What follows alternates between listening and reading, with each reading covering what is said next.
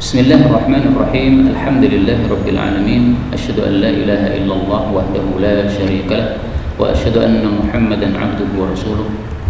Allahumma anfa'na bima 'allamtana wa 'allimna ma yanfa'una wa zidna 'ilma wa barik lana fi 'ilmina warzuqna al-ikhlasa fil qawli wal 'amali kamila wa nas'aluka Allahumma 'ilman nafi'an la yunsa. Amin ya rabbal alamin.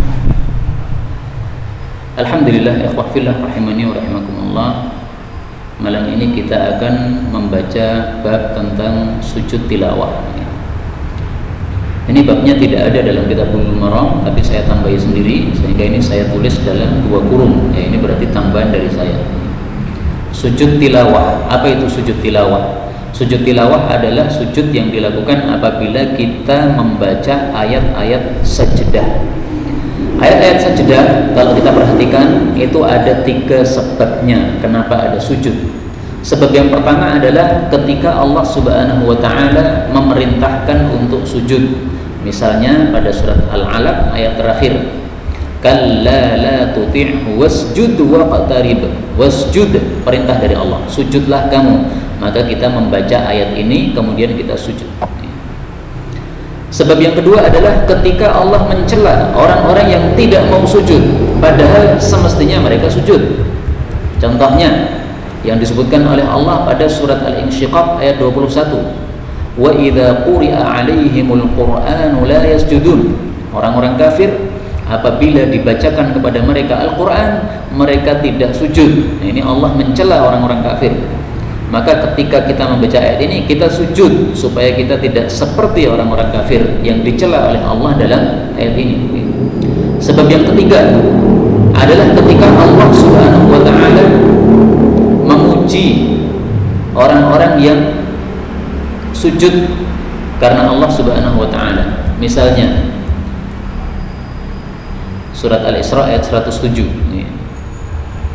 Innal ladzina utul ilma min qabli, sesungguhnya orang-orang yang diberi ilmu sebelumnya, idza yutla alaihim, kalau dibacakan kepada mereka Quran, yakhiruna lil alqani sujada, mereka roboh pada dagu mereka untuk melakukan sujud.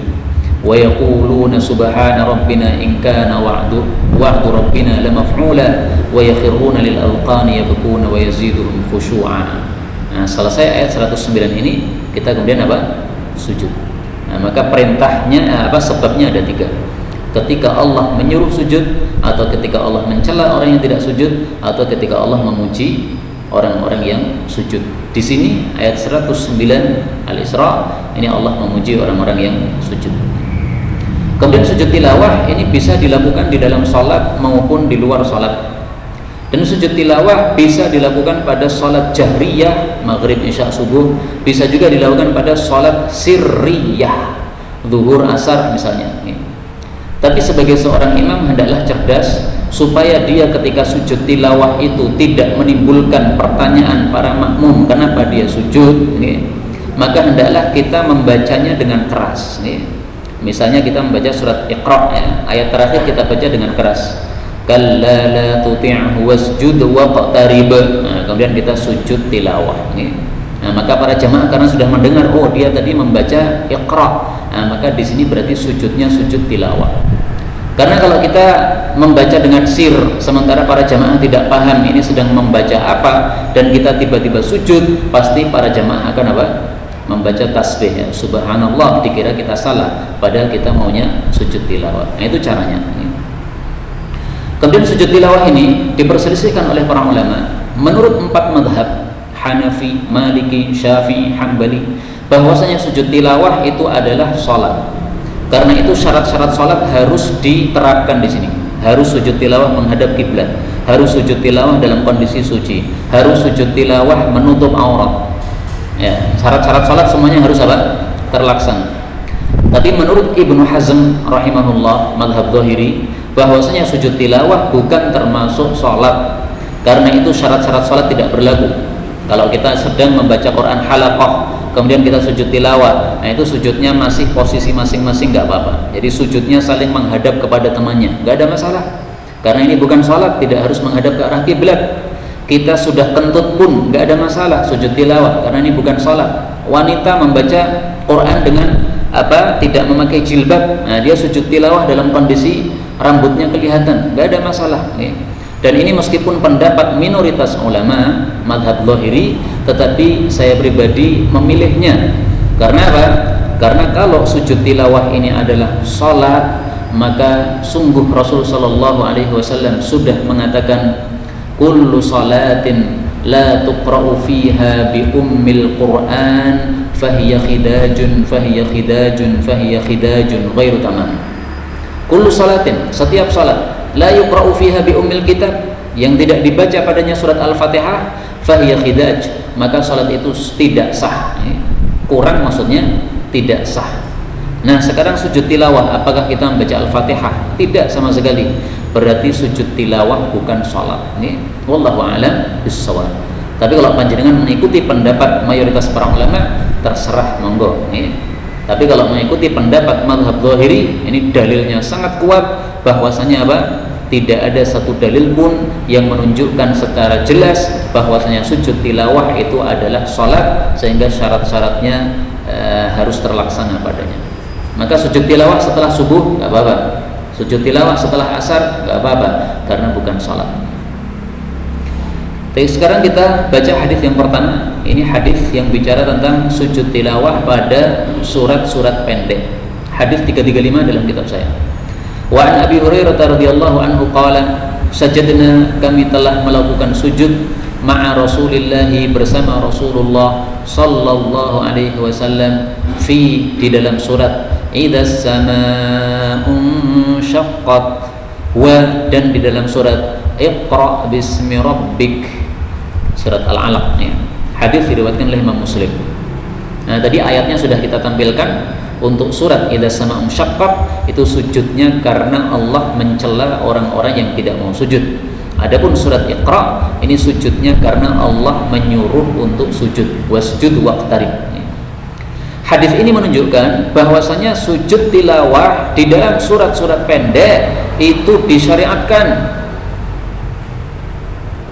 Surat-surat yang pendek maksudnya apa? Maksudnya adalah surat-surat dari Al-Hujurat sampai dengan surat An-Nas. Surat Al-Hujurat ini surat 49 sampai dengan surat An-Nas ini surat 114. Ini namanya surat-surat pendek atau disebut surat-surat mufassal. Dalam masalah ini para ulama berbeda pendapat, ada dua pendapat. Pendapat pertama mengatakan bahwasanya surat-surat mufassal atau surat-surat pendek sudah tidak ada lagi sujud tilawah padanya karena sudah mansukh. Pendapat ini lemah. Kenapa? Karena dasarnya adalah hadis yang dhaif diriwayatkan oleh Abu Dawud bahwasanya Ibnu Abbas mengatakan Rasulullah ketika hijrah dari Makkah menuju ke Madinah, maka sampai di Madinah beliau sudah tidak pernah lagi sujud tilawah ketika membaca surat-surat pendek. Kalau di Makkah dulu beliau membaca melakukan sujud tilawah, tapi setelah hijrah ke Madinah sudah tidak sujud lagi tilawah. Tapi hadis itu derajatnya apa? Dhaif, sehingga pendapat itu lemah. Sementara hadis ini derajatnya sahih, rawahu Muslim, diriwayatkan oleh Imam Muslim, berarti hadisnya sahih. Dan ini yang menceritakan siapa? Abu Hurairah. Abu Hurairah ini masuk Islamnya setelah Nabi pindah ke Madinah. Karena Abu Hurairah ini masuk Islam 4 tahun sebelum Nabi SAW wafat. Tahun Khaybar, tahun 6 Hijriah, tahun 7 Hijriah. Maka dari tahun 7, 8, 9, 10, 4 tahun dia bersama Nabi SAW. Nah, berarti kejadian ini pasti di Madinah. Dia mengatakan sajadna, kami berarti saya dan teman-teman sujud. Di mana itu? Di Madinah setelah hijrah ke Madinah, bersama Nabi SAW pada surat Al-Insyiqaq dan surat Iqra.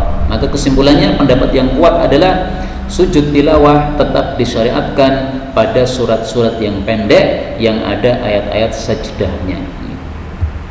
Hadis berikutnya 336. Wa an Ibnu Abbas radhiyallahu anhuma qala, Ibnu Abbas berkata, jadi ini bukan hadis Nabi ya, ini perkataan Ibnu Abbas.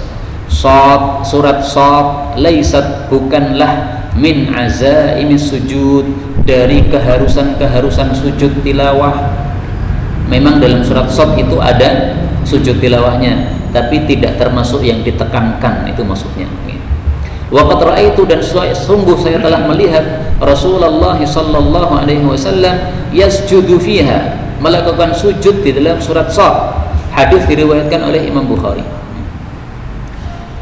Kenapa surat Shad tidak termasuk sujud tilawah yang ditekankan? Karena tidak ada 3 sebab yang sudah saya sebutkan tadi. 3 sebab sujud tilawah apa saja? Perintah, wasjud waqtarib. Celaan kepada orang yang tidak mau sujud, pujian kepada yang melakukan sujud. Nah, dalam surat Shad ini 3 sebab ini tidak ada. Terus adanya apa? Adanya cerita. Mari kita lihat surat Shad. Ternyata surat Shad itu ayat sajdahnya pada ayat 24. Wa dhanna Daud annama fatannahu fastaghfara rabbahu wa kharra raki'an wa anab. Ini kisah tentang Nabi Daud. Nabi Daud meyakini bahwasanya kami Allah sudah menguji dia. Jadi dia sudah melakukan satu kesalahan, masuk dalam ujian Allah Subhanahu wa taala. Fastaghfara rabbah, maka Nabi Daud istighfar kepada Allah karena sudah melakukan kesalahan tadi. Wa kharra raki'an, dan beliau itu roboh untuk melakukan rukuk di sini maksudnya sujud. Wa anab, dan beliau tobat kepada Allah Subhanahu wa taala. Nah, ketika Nabi membaca ayat ini, ada cerita Nabi Daud sujud karena tobat kepada Allah, maka Nabi Muhammad SAW kemudian ikut-ikutan sujud setelah membaca ayat ini. Nah, maka di sini nggak ada perintah sujud, nggak ada celaan bagi orang yang tidak sujud, tidak ada pujian bagi orang yang melakukan sujud. Ini hanya cerita dan kisah saja. Nah, makanya Ibnu Abbas mengatakan laisat min azaimi sujud, bukan termasuk dari sujud-sujud yang ditekankan atau diharuskan. Kemudian hadis 337, wa anhu, dan dari dia siapa? Abu Hurairah, Ibnu Abbas lagi ya. Anna nabiyya, bahwasanya Nabi sallallahu alaihi wasallam sajada, melakukan sujud bin najm, pada surat An-Najm. Hadis riwayat Imam Bukhari. Kita lihat di dalam surat An-Najm, apa sebab sujudnya? Apakah perintah, ataukah pujian, ataukah celaan? Pada ayat yang terakhir Allah Subhanahu wa taala mengatakan wa antum samidun fasjudu lillahi wa'budu. Berarti ini apa? Perintah. Fasjudu, maka sujudlah kalian. Nah, perintah. Maka ini sebab kenapa kita sujud pada surat An-Najm, diperintahkan oleh Allah Subhanahu wa taala. Kemudian ketahuilah bahwasanya hadis ini kejadiannya di kota Mekah. Ini hadisnya dipotong nih. Semestinya ada tambahan. Wasajada ma'ahul muslimun wal musyrikun wal jin wal ins. Dan sujud bersama Nabi pada waktu itu kaum muslimin, orang-orang musyrik juga ikut sujud, jin dan manusia seluruhnya ikut sujud. Nah, ini berarti kejadiannya di kota Mekah. Ketika Rasulullah membacakan surat An-Najm, ini biasanya orang-orang kafir juga ikut hadir, ikut mendengarkan. Ini Muhammad ini gowo-gowo. Membawa apa dia? Mereka mendengarkan. Nah, ketika melihat Nabi Muhammad dan kaum muslimin pada sujud, semua orang-orang musyrik yang ikut hadir juga pada sujud mereka. Kecuali 2 orang. Mereka sombong, mereka kemudian ambil tanah begini, tempelkan tangannya ke tanah, kemudian tempelkan di dahi. Dia mengatakan ini udah cukup, podowai sujud. Nah, 2 orang ini karena sombong tidak mau sujud, maka 2 orang ini mati dalam perang dalam kondisi kafir. Na'udzubillahi min syarri dzalik. Nah, Bapak Ibu rahimani wa rahimakumullah, perhatikan kalimat ini. Wasajada ma'ahul muslimuna wal musyrikun. Kaum muslimin dan orang-orang musyrik semuanya ikut sujud. Ini salah satu dalil yang menunjukkan bahwasanya sujud ini bukan sholat. Karena kalau sujud ini adalah sholat, maka tidak mungkin orang-orang musyrik ini dibiarkan ikut-ikutan sholat. Orang musyrik ini najis, nggak bisa sholat, nggak bisa masuk sholat. Demikian juga al-muslimun, seluruh umat Islam sujud. Padahal kalau umat Islam kumpul di masjid ya dalam kondisi menghadiri pengajian, apakah yakin bahwasanya semuanya itu dalam kondisi sudah suci? Belum tentu. Bahkan mungkin banyak yang dalam kondisi tidak suci. Nah, maka ini salah satu dalil bahwasanya sujud tilawah tidak harus dalam kondisi suci. Karena sujud tilawah bukan sholat. Kemudian pertanyaan, apa hukum sujud tilawah? Wajib atau sunnah? Diperselisihkan oleh para ulama, tapi pendapat yang kuat adalah sunnah. sehingga tidak berdosa kalau kita tinggalkan. Dalilnya apa? Hadis 338. Wa an Zaid bin Thabit radhiyallahu anhu qala qara'tu, aku membacakan ala nabi, kepada Nabi sallallahu alaihi wasallam, An-Najm, surat An-Najm. Falam yasjud fiha, lalu Nabi tidak sujud dalam surat An-Najm ini. Hadis muttafaqun alaih. Hadis ini menunjukkan dua perkara. Pertama, bahwasanya sujud tilawah tidak wajib, karena buktinya Nabi tidak melakukannya padahal melewati surat An-Najm yang ada ayat sajdahnya. Yang kedua, hadis ini menunjukkan bahwasanya kalau kita sebagai pendengar bacaan Quran, maka kita sujud tilawahnya mengikuti si pembaca. Jadi misalnya kita baca Quran tadarusan halaqah, teman kita membaca ayat sajdah, dia tidak sujud, maka kita tidak sujud. Kalau dia sujud, barulah kita sujud. Nah, dalam kasus ini kenapa Nabi tidak sujud? Karena Zaid bin Thabit dia yang baca, Nabi tidak membaca, Nabi hanya mendengar. Kemudian Zaid bin Thabit ini ketika melewati ayat sajdah, dia tidak sujud, maka Nabi tidak sujud. Nah, ini caranya. Sehingga kita tidak boleh nyeleneh, ya. Teman-teman kita tidak ada yang sujud, kita sujud sendiri, padahal kita tidak sebagai pembaca, nggak boleh. Hadis berikutnya 339. Wa an Khalid bin Ma'dan radhiyallahu anhu qala fuddilat, telah diberi kelebihan suratul Hajj, surat Al-Hajj bisajdatain, dengan 2 ayat sajdah. Hadis diriwayatkan oleh Abu Dawud dalam kitab Marasil, ya. Marasil itu kitab yang berisi hadis-hadis mursal. Meskipun ini adalah hadis mursal isinya, dan hadis mursal itu bukan hadis yang sahih, tetapi ini maknanya sahih. Kalau kita lihat mushaf Al-Quran kita, surat As-Sajdah, kita akan temukan di surat Al-Hajj, ya, kita akan temukan di situ 2 kali ayat sajdah. Nah, surat Al-Hajj itu nanti bisa dilihat pada surat yang ke-22. Nah, nanti antum baca dari awal ayat pertama sampai ayat terakhir, ada 78 ayat, itu nanti akan ketemu 2 ayat sajdah. Kenapa saya katakan sahih? Karena sudah disepakati oleh para qari yang membaca Al-Quran lewat jalur riwayat hafaz yang kita baca di Indonesia ini. Orang-orang Indonesia baca Quran riwayat hafaz. Nah, para qari, ulama-ulama qiraah riwayat hafaz sudah sepakat bahwa pada as-sajdah, pada Al-Hajj ini ada 2 kali sujud. Maka ini sudah sesuatu yang disepakati oleh para ulama dalam riwayat hafaz. Hadis 340. Warawahu Ahmad, diriwayatkan Ahmad, wa Tirmidzi, dan Tirmidzi mausulan, secara bersambung, min hadis Uqbah bin Amir wa zada, dan beliau menambahkan faman lam yasjud huma, barang siapa yang tidak mau melakukan sujud pada keduanya, fala yaqra'ha, maka jangan membaca surat tersebut. Hadis ini sayangnya sanaduhu dhaif, sanadnya dhaif. Seandainya sahih, kita mengatakan sujud tilawah hukumnya wajib, karena di sini Nabi mengatakan siapa yang tidak mau sujud tilawah pada surat Al-Hajj, tidak usah baca Al-Hajj. Ini berarti sujudnya apa? Wajib. Tapi karena hadisnya dhaif, hadis dhaif tidak bisa dijadikan dalil, maka kembali kepada pemahaman awal tadi, sujud tilawah hukumnya sunnah. Hadis 341. Wa an Umar radhiyallahu anhu qala ya ayyuhan nas, Umar mengatakan, ini mengatanya di atas mimbar, wahai para manusia, inna, sesungguhnya kami, namurru bisujud, kami akan melewati ayat sujud. Faman sajada, maka barang siapa yang sujud, faqad asaba, maka dia sudah tepat, yaitu sesuai sunnah, ya. Nabi juga melakukan sujud tilawah. Wa man lam yasjud, tetapi yang siapa yang tidak sujud, fala itsma alaih, maka tidak ada dosa atas dia. Hadis diriwayatkan oleh Imam Bukhari.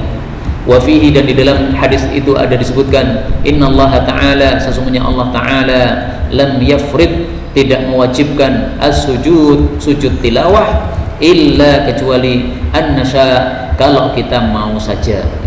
Wa huwa fil Muwatta, hadis ini juga diriwayatkan oleh kitab Muwatta Imam Malik rahimahullahu ta'ala. Jadi Sayyidina Umar pernah berceramah di depan para sahabat yang sangat banyak.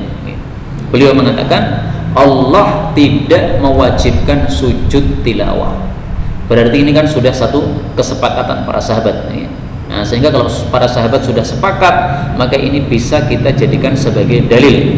Karena dalil kita kan ada 3. Quran itu dalil, hadis Nabi itu dalil, kesepakatan para sahabat juga apa? Dalil. Nah, ini sudah sepakat para sahabat karena Sayyidina Umar menyampaikan di depan khalayak dan tidak ada satupun yang mengingkari beliau. Nah, maka sujud tilawah bukan wajib. Yang mengatakan wajib itu pendapat yang lemah. Dan kemudian dari hadis ini kita ambil pelajaran juga bahwasanya inna namurru bisujud. Saya katakan tadi Sayyidina Umar ini berada di atas mimbar khutbah Jumat. Dia mengatakan kita akan melewati ayat sujud. Ini menunjukkan bahwasanya khatib Jumat itu hendaklah membaca ayat Al-Qur'an. Nabi kalau khutbah Jumat membaca 1 ayat, 2 ayat atau beberapa ayat dari Al-Qur'an. Sayyidina Umar juga begitu. Bahkan dalam mazhab Syafi'i membaca Quran di dalam khutbah Jumat itu adalah rukun. Sehingga kalau tidak membaca ayat dalam khutbah Jumat, khutbahnya tidak sah. Harus diulang lagi dari awal, karena rukunnya apa? Lepas.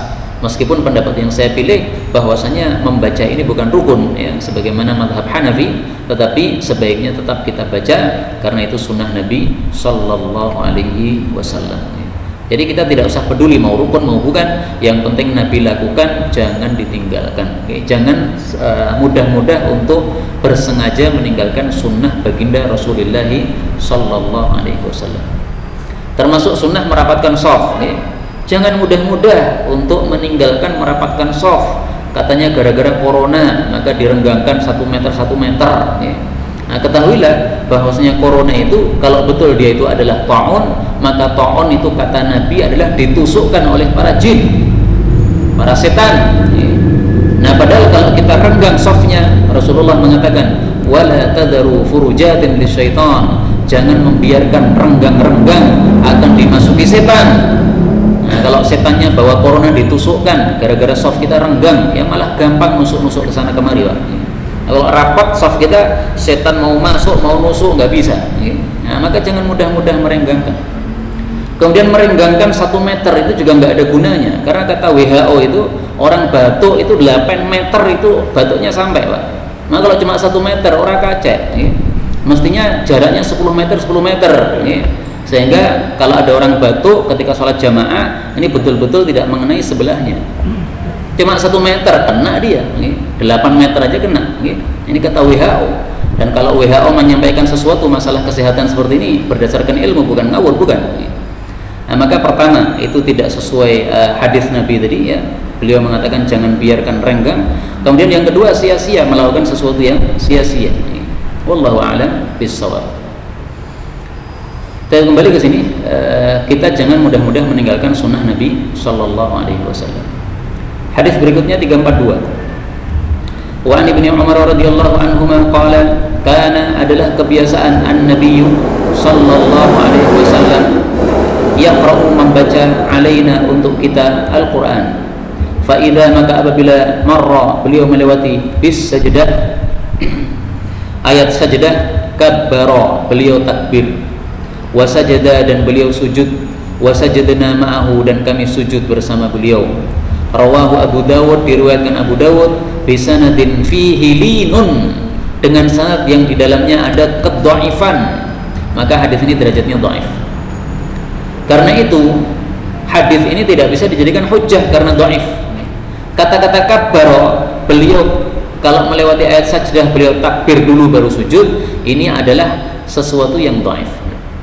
Hadis ini juga diriwayatkan dengan sanad yang sahih, tetapi tidak ada kata-kata kabbara. Jadi hadisnya begini, fa idza marra bis sajdah, kalau beliau melewati ayat sujud, sajada, maka beliau langsung sujud, nggak pakai takbir. Karena itu yang sahih adalah kalau kita sujud tilawah, maka kita langsung sujud, tidak usah pakai takbir. Kecuali di dalam salat, maka di dalam salat turun itu takbir, naik itu takbir. Bukan berdasarkan hadis ini, bukan, karena hadis ini dhaif, tapi berdasarkan hadis yang lain. Rasul sallallahu alaihi wasallam inda kulli khafdin wa raf'in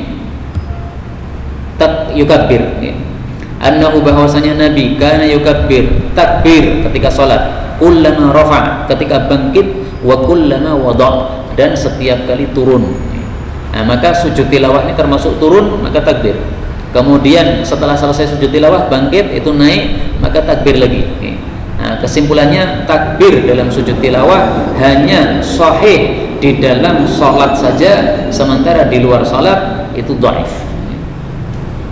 Tapi saya harus mengakui bahwasanya beberapa ahli fikih memang ada yang berpendapat tetap bertakbir meskipun di luar salat.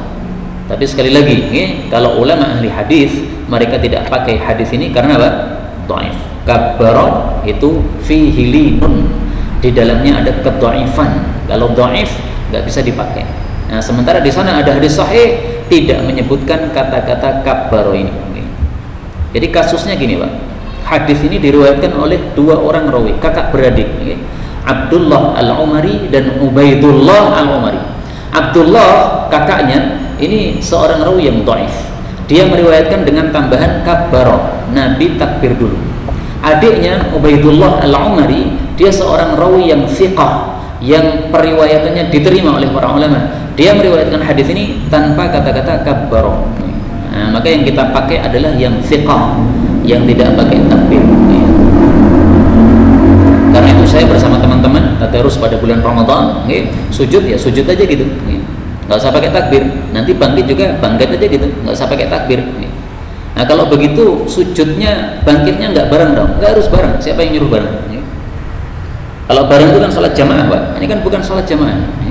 Nah, maka masing-masing sujud, masing-masing baca sujud doa sujud tilawah. Kalau udah selesai bangkit sendiri-sendiri, nggak harus bersamaan. Siapa yang suruh bersamaan? Sehingga apa? Dalam hal ini tidak berlaku tata cara sholat atau sholat berjamaah.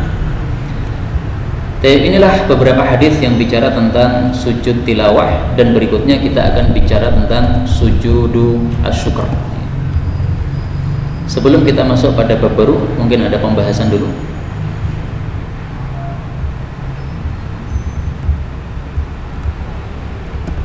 Kalau tidak ada, kita lanjutkan ya.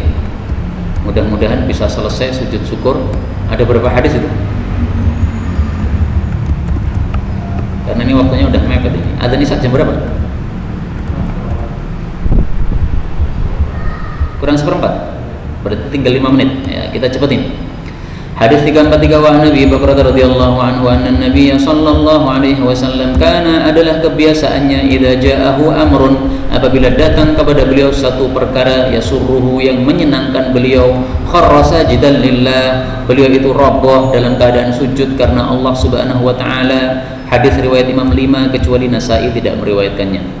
Hadis ini menunjukkan disyariatkannya sujud syukur, yaitu ketika ada perkara yang datang kepada kita menyenangkan kita. Informasi misalnya umat Islam menang dalam perang, sujud syukur. Informasi bahwasanya orang-orang Yaman mereka sudah pada masuk Islam, Nabi sujud syukur. Jadi seringkali ada informasi-informasi menyenangkan, Rasulullah kemudian sujud syukur. Nah, maka sujud syukur ini disyariatkan. Sujud syukur ini berbeda dengan sujud tilawah. Sujud tilawah boleh dalam salat, boleh di luar salat. Sujud syukur nggak boleh. Sujud syukur hanya boleh di luar salat. Jadi di tengah-tengah salat misalnya kita sedang salat begini, kemudian ada orang memberikan informasi, anakmu sudah lahir, nggak jadi sesar misalnya, nggak boleh langsung sujud syukur, nggak boleh. Kita selesaikan salat dulu, baru selesai salat kemudian kita apa? Sujud syukur. Tengah-tengah salat kita diberitahu teman kita, lamaranmu diterima, ya, kamu melamar istri kedua diterima. Nah, nggak boleh sujud syukur langsung, tapi setelah salam silahkan sujud syukur, nggak apa-apa. 344 wa Nabi Rahman bin Auf radhiyallahu anhu qala sajada, telah sujud an-nabi sallallahu alaihi wasallam fa atala sujud, lalu beliau memanjangkan sujudnya lama. Tsumma rafa'a ra'sah, kemudian beliau angkat kepalanya, wa qala, beliau mengatakan inna Jibril, sesungguhnya Jibril atani, datang kepada saya, fa basyarani, memberikan kabar gembira kepada saya. Kabar gembiranya apa? Wallahu a'lam, tidak disebutkan. Tapi dalam hadis yang lain disebutkan bahwasanya siapa yang membaca selawat 1 kali diberi oleh Allah 10 selawat. Fasajadtu, maka aku sujud lillah, karena Allah, syukran, bersyukur kepada Allah Subhanahu wa taala. Hadis riwayat Imam Ahmad, disahihkan oleh Imam Hakim. 345 wa anil Bara' bin Azib radhiyallahu anhuma anna Nabiyya sallallahu alaihi wasallam ba'atsa Aliyan, mengirim Ali ilal Yaman, ke arah Yaman untuk dakwah, karena orang-orang Yaman waktu itu ahli kitab, kafir. Fadzakara al-hadits qala fakataba Aliyun, lalu Ali menulis surat radhiyallahu anhu bi islamihim, tentang keislaman orang-orang Yaman. Jadi mereka menerima dakwahnya. Falamma qara'a Rasulullah sallallahu alaihi wasallam, ketika Nabi membaca Alkitab, surat tersebut, kharra sajida, beliau roboh dalam keadaan sujud, yaitu sujud syukur. Hadis diriwayatkan oleh Imam Baihaqi dan asalnya di dalam kitab Sahih Bukhari. Inilah sebab-sebab sujud syukur. Apa itu? Yaitu ketika ada amrun yasuruhu. Amrun, satu perkara, ini umum, bisa perkara dunia, bisa perkara agama. Yasuruhu, yang menyenangkan kita, ya. Kita ngelamar kerja di satu tempat, ditolak. Suatu saat diterima. Nah, ini perkara dunia, nggak ada masalah sujud syukur, ya. Atau kita mendapatkan informasi yang menarik, ya. Misalnya orang-orang kafir kalah dalam peperangan, umat Islam menang, para mujahidin menang. Nah, ini masalah agama, sujud syukur, ya. Dan sujud syukur ini tidak disyariatkan kecuali untuk nikmatun mutajaddidah, untuk nikmat yang muncul baru. Adapun nikmat yang setiap saat muncul terus nikmat ini, maka ini tidak ada sujud syukur padanya. Nafas ini nikmat, Pak. Maka tidak disyariatkan setelah kita menarik nafas sujud syukur. Kemudian kita setelah mengeluarkan nafas sujud syukur lagi. Hidup kita nggak akan selesai nanti. Jadi segala sesuatu yang berjalan berterus-terusan, maka itu tidak ada sujud syukur padanya. Misalnya setelah kita beol, plong sudah, wah enak, nah, nggak ada itu sujud syukur, nggak ada. Memang itu nikmat, kamu plong itu nikmat, tapi itu berkelanjutan terus, setiap hari kamu melakukan itu. Tidak ada sujud syukur setelah sholat jamaah, karena sebagian orang itu setelah sholat jamaah kemudian selesai wiridan dia sujud syukur. Saya tanya, kenapa sujud, Pak? Saya bersyukur kepada Allah diberi hidayah, mendapatkan hidayah sholat jamaah. Sholat jamaah itu 5 kali sehari, Pak. Maka berkelanjutan, bukan mutajaddidah, sehingga tidak disyariatkan sujud syukur padanya. Karena itu kesimpulannya, sujud syukur hanya pada nikmat-nikmat yang mutajaddidah, yang baru muncul, bukan yang berkelanjutan atau yang berterus-terusan. Bacaan pada sujud syukur tidak disebutkan dalam hadis-hadis oleh Nabi SAW. Karena itu mau kita baca apa bebas. Mau kita membaca alhamdulillah, alhamdulillahirabbil alamin, alhamdulillah wa syukrulillah. Pokoknya bersyukur kepada Allah Subhanahu wa taala. Atau membaca sujud, wirid-wirid sujud yang biasanya kita baca, enggak ada masalah. Karena yang penting adalah sujud untuk bersyukur, niatan kita untuk bersyukur karena kita sudah mendapatkan nikmat yang baru dari Allah Subhanahu wa taala. Inilah yang dapat kita baca pada malam hari ini. Benarnya dari Allah, dan apabila ada salahnya, astaghfirullahaladzim li wa